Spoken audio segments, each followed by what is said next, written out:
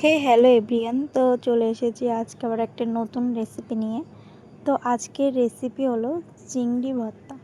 চিংড়ি ভর্তাটা কীভাবে বানাতে হয় চলো দেখে নেওয়া যাক। তো ফার্স্টেই চিংড়ি মাছগুলোর ভালো করে খোলা ছাড়িয়ে ধুয়ে নিয়েছি। এবার এই চিংড়ি মাছের মধ্যে পরিমাণ মতো নুন, হলুদ আর লঙ্কা গুঁড়ো দিয়ে কিছুক্ষণ মেখে রেখে দেব।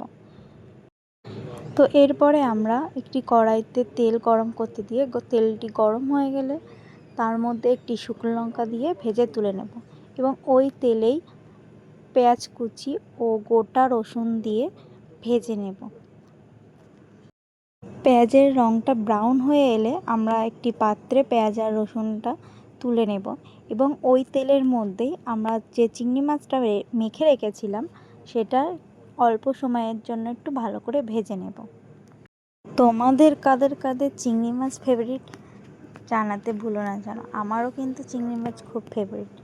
তো চিংড়ি মাছগুলো দেখো ভালো করে ভাজা হয়ে গেছে। তো এবার একটি পাত্রে আমরা তুলে নেব, যে পাত্রে পেঁয়াজ আর রসুনটা ভাজা ছিল ওটাতেই তুলে নেব।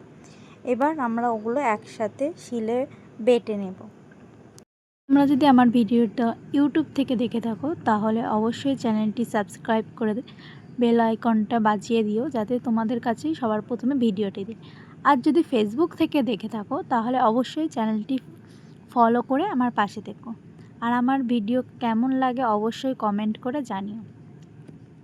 তো এখানে ভালো করে আমরা চিংড়ি মাছটা বেটে নিয়েছি। এবার এটাতে আমরা একটু কাঁচা সর্ষের তেল মাখিয়ে নেব। এটি খেতে কিন্তু অসাধারণ, আমাদের বাড়িতে তো সবাই পছন্দ করে। তো তোমরাও বাড়িতে অবশ্যই একবার ট্রাই করে দেখো। ততক্ষণ বাই বাই।